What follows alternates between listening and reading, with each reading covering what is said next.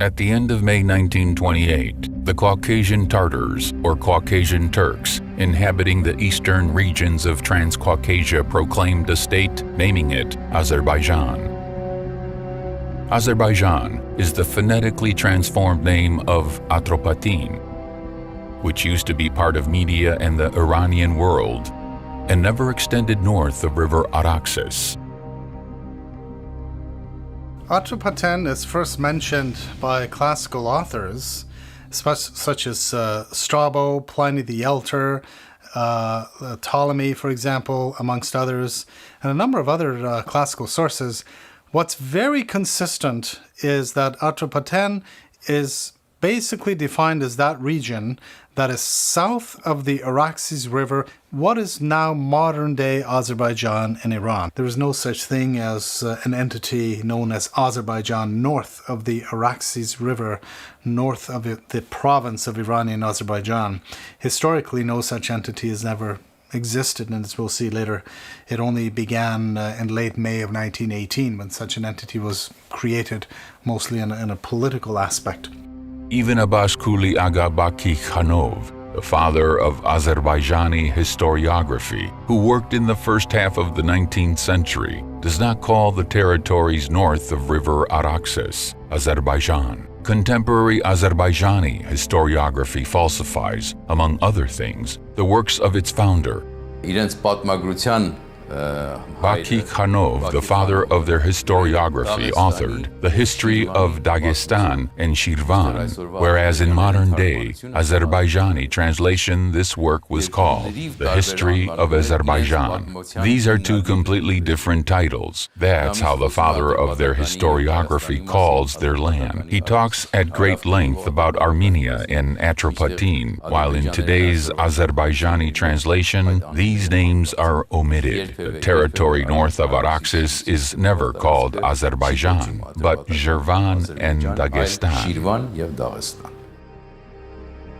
Here is what General Anton Denikin, the AI supreme ruler of Russia during the Civil War, wrote in his memoirs. Everything in the Republic of Azerbaijan was artificial, fake, beginning with the name taken from one of the Persian provinces.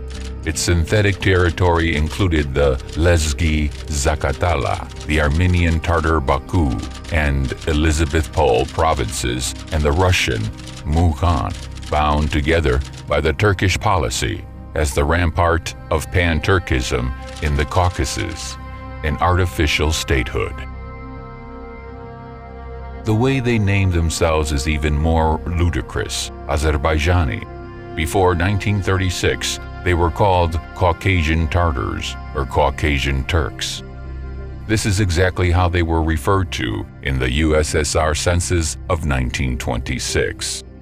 Only in 1936, on the eve of enacting the USSR Constitution, Stalin decreed to officially rename the Turkic language of Azerbaijan into the Azerbaijani language, and the Turks of Azerbaijan into the Azerbaijani. That is how it was. The nation called itself a name stolen from neighboring Iran upon Stalin's decree.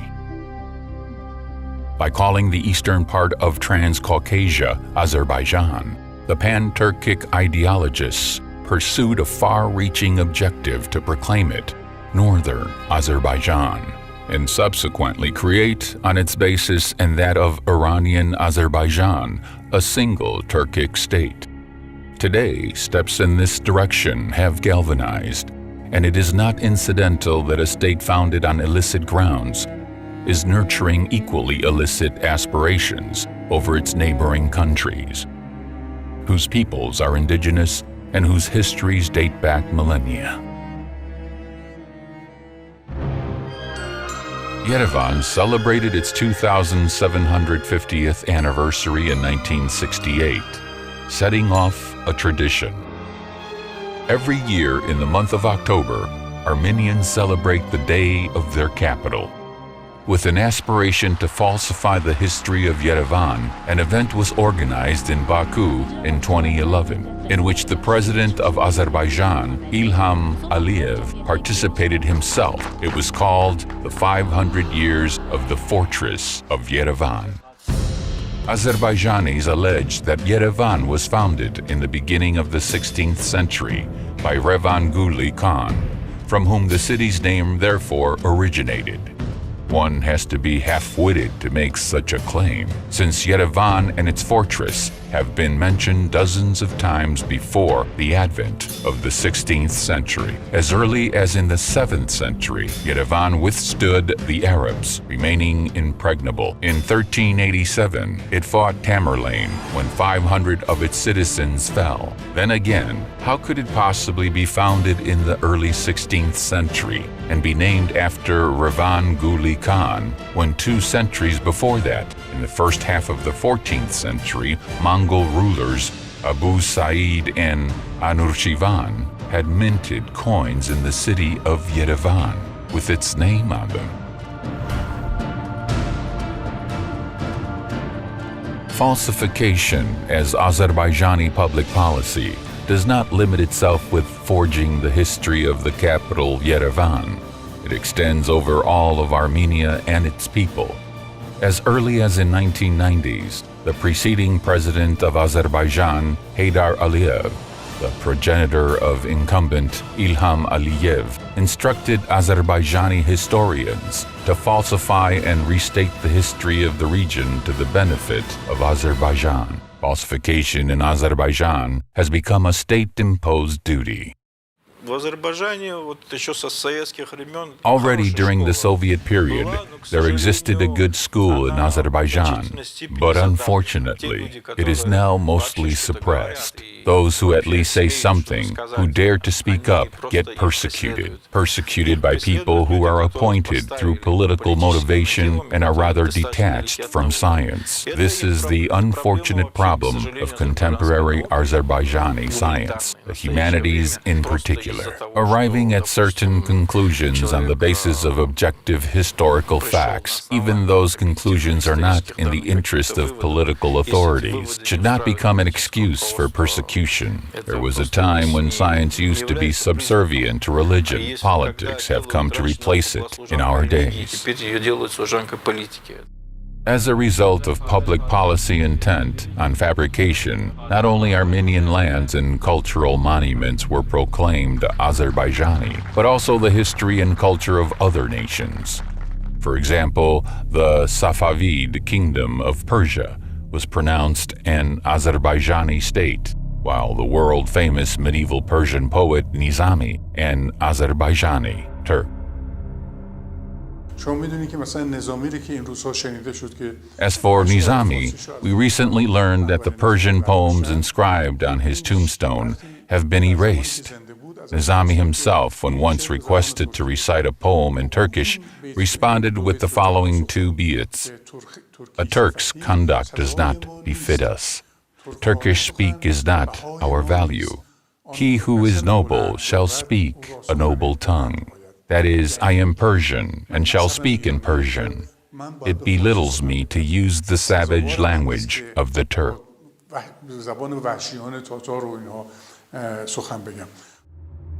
One of the important pillars of Azerbaijani falsification is the statement that Armenians did not inhabit the territory of the current Republic of Armenia before the 15th century. In order to comprehend the absurdity of this, one only needs to cast a glance at the prominent maps of the world, drawn and published, incidentally, by non-Armenians. Հերոդոտոսը իր աշխատանքների մեջ նշում է Հայաստանը, նշում է նրա գտնված վայրը, Տիգրիսի եւ Եփրատի գետերի շրջապատում ներսում դրանցից հյուսիս գտնված տարածքը. Herodotus, the father of historiography, refers in his works to Armenia and its location, the headwaters of Tigris and Euphrates, the territory north of it, while German and English cartographers, who drew maps of the world according to his data, placed Armenia almost in the center of the world. Eratosthenes, living in the 3rd century BC, his works also contain references to Armenia and maps drawn on the basis of his writings, as well as those of other antique scholars, always place Armenia in the center. Ինչպես նաև մյուս հայտնի հույն աշխարհագրագետների, մասնագետների պատրաստած գրությունների հիման վրա պատրաստված քարտեզները, բոլորը իրենց կենտրոնում ունեն Հայաստանը. This list could go on indefinitely. Browsing through maps by famous antique and medieval authors, Strabo Ptolemy, 10th century Arab geographer Al-Istarkhi. Armenia throughout is placed between the Black, Caspian, and Mediterranean seas. Where, by the way, is Azerbaijan?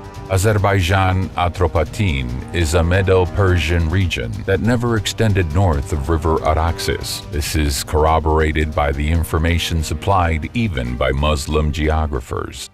Islamic maps naturally ascribe more importance to Islamic countries. Among their maps of the Balkhi school, there is one called Azerbaijan, Albania, and Armenia.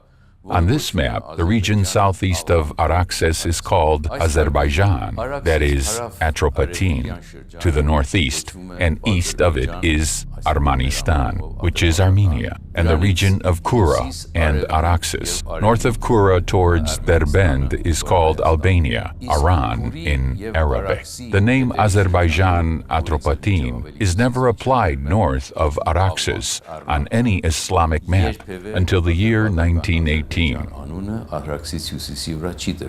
Որևէ իսլամական քարտեզում ընդհուպ մինչև 1918 թվականը.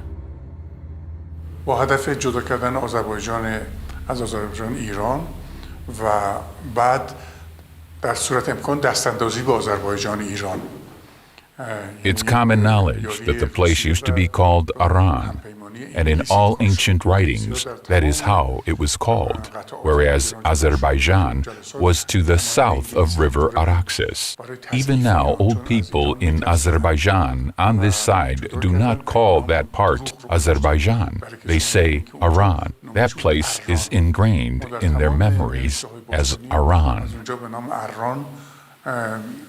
سراغ داریم با آذربایجان پایین رود ارس بود و حتی در همین زمانه ما هم کهنسالان آذربایجان این سو هیچ وقت نمیگن اونجا رو آذربایجان، میگن آران. The Azerbaijani forgers of history expanded the boundaries of the absurd, insisting that Armenians have no relation whatsoever to Armenia, since they call their country Hayastan themselves. Yes, Armenians do call their country Hayastan, though other nations predominantly call it Armenia. Being called different names in various languages is a customary practice. Georgia, for example, is called Sakardvelo in Georgian, but Grusia in Russian, Georgia in English, Vrastan in Armenian, Gurshistan in Turkish. So claiming that Armenia and Hayastan are different countries would entail considering Georgia, Sakardvelo, Grusia, Vrastan, and Gurshistan to be 5 different countries. Or, for that matter, insist that Deutschland in Germany, Germania in Russian, Germany in English, Allemand in French, Tixland in Scandinavian languages, Niemcy in Polish, and Saksa in Finnic, 7 different countries, rather than being one and the same Germany. The Turco-Persian Wars, those were raging since early 16th century, devastated Armenia and reduced its population. Leaping at this opportunity, the Azerbaijani fabricators of history attempted to claim that no Armenians lived in this region on the 17th century. The ludicrousness of this claim is made apparent by a neutral source of the period, the famous French traveler Jean Jardin. Passing through Yerevan in 1673, which was then under Persian rule, he made a drawing of the city, entitling it the German publication of his travel memoirs, Yerevan, the capital of Armenia, mind you, of no other country.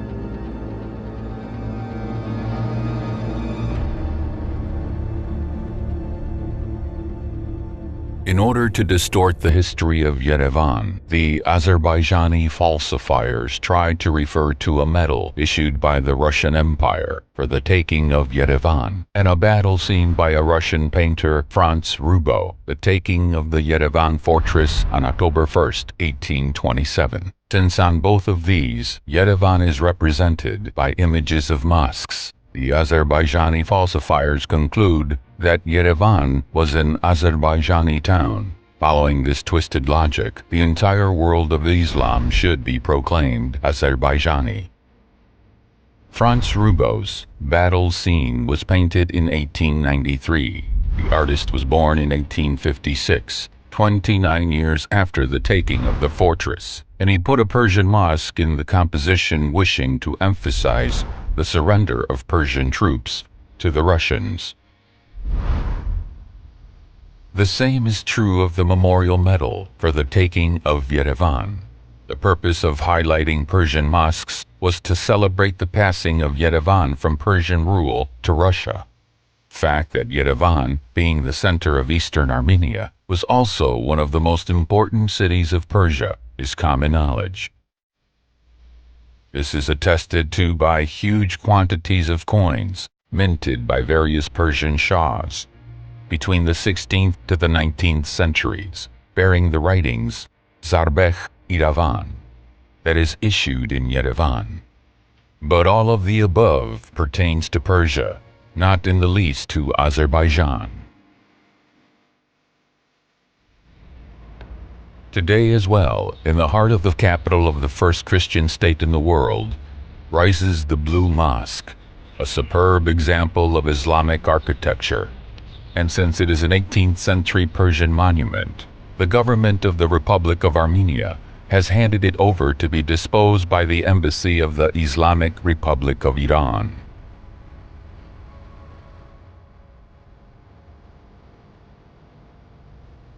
The same fair treatment applies to another Islamic monument in the vicinity of Yerevan, a Turkoman Karakoyunlu state period tomb, built in 1413, which was transferred to be disposed by the Embassy of Turkmenistan.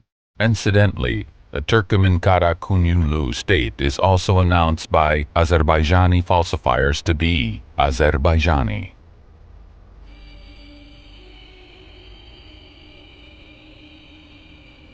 The mosques of Yerevan are a favorite subject of Azerbaijani counterfeiters. According to various sources in the 19th century, there were 2 large mosques within the perimeter of the Yerevan fortress and 6 smaller ones nearby. Today, one of the larger mosques is preserved in Yerevan, the Blue Mosque. The rest were brought down during the years of Soviet power. It is common knowledge that the Soviet authorities, with atheism as their banner, for many decades demolished the houses of prayer throughout the territory of the USSR. Numerous Christian Armenian monuments were pulled down in Yerevan through those years. The St. Peter and Paul Church, built in the 5th century, was ruined in the 1930s. The magnificent St. Mary's Cathedral of the 12th and 13th centuries was destroyed in the center of Yerevan. The churches of St. Gregory the Illuminator, Gethsemane, St. Simon, Thessaloniki, Malar, the medieval cemetery of Kozern, and many other structures of historical value were demolished. In 1938, notwithstanding the numerous protests and complaints, the authorities pulled down the surviving fragments of the walls of the fortress of Yerevan, building a wine factory instead. The Russian Nikolaev Church, a majestic 19th century architectural monument, was also destroyed. And the 1913 St. Mary's Russian Orthodox Church in the 1930s was converted to a movie theater. This was the reality of those years. While the Azerbaijani falsifiers ascribing to Armenians the destruction of 1 large and 6 small mosques in Yerevan by Soviet authorities, should be asked the following question: did the same happen in Soviet Azerbaijan? Suffice it to recall the blowing up in 1936 of the famous Bibi Abat Mosque, or the destruction in the same year of the magnificent Russian Orthodox Alexandro Nevsky Cathedral in Baku. Why the pious population of Azerbaijan did not save these monuments from the Soviet power. After all, the Azerbaijani falsifiers should not forget that following Azerbaijan's independence, they themselves have destroyed mosques in Baku as well as its environs, something that the Azerbaijani media of the time, the Islamic Council of the Caucasus, and even Muslims in Turkey strongly opposed. This even became a subject of a special discussion in a report by the U.S. Department of State. Who are the indigenous nations living on the territory of present-day Azerbaijan that may be considered legitimate heirs to historical Caucasian Albania? Арабские источники выделяют две группы племен. The Arab sources refer to two distinct races on the territory of Caucasian Albania. One is Albanians per se, and the other was called Lagzania, the Lezgis. Лакзы — это, видимо, народы, племена, которые были близки к современным лезгинам. Lagzis are the ancestors of contemporary Lezgis. From among the Albanian races, the Udi also have made it to the 20th century. During the years of the Karabakh movement, which originated in the late 1980s, the Azerbaijani authorities, considering the Udi to be Armenians, expelled them from the territory of the country. They have mostly found refuge in Armenia. Originally, the area was known as Albania, but even according to, say, Strabo, there were 26 or even more languages perhaps spoken in the region. So in a sense, you have, broadly speaking, a very diverse Caucasian element. Iranian rule was very strong, so there's an Iranian element to this day. There's a very large Talish-speaking minority. The Armenian element also existed in the western regions of the country. It is not incidental that right at the beginning of the collapse of Soviet tyranny, the Armenians were the first to raise the flag of liberation, proclaiming the independent Republic of Mountainous Karabakh. During the 1990s, the other indigenous peoples on the territory of Azerbaijan also got on their feet. The Talish proclaimed the Talish Mugan Republic, while the Lezgis raised the flag of Free Lezgistan.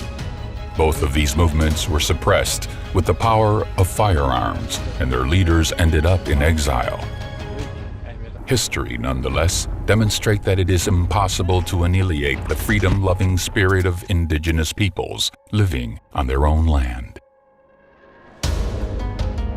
The Armenian historians, as a rule, do not respond to Azerbaijani falsifiers of history. Some of them simply consider it beyond their dignity to stoop to their level, while others, relying on the old saying, "A lie has speed, but truth has endurance," leave it to time to set the record straight. Ученые МГУ, проведя исследование учебников истории всех стран СНГ, The Moscow University scholars, having gone through history textbooks of all CIS states, have revealed that only two from among the Commonwealth of Independent States, Armenia and Belarus, have not distorted their own history, the common history of their shared land. We were in it together for almost 200 years, have not misrepresented the history of their neighbors, preserving their integrity and that of history. Как говорят, свою совесть, свою правду и правду истории. The Azerbaijani falsification is elevated to the level of public policy.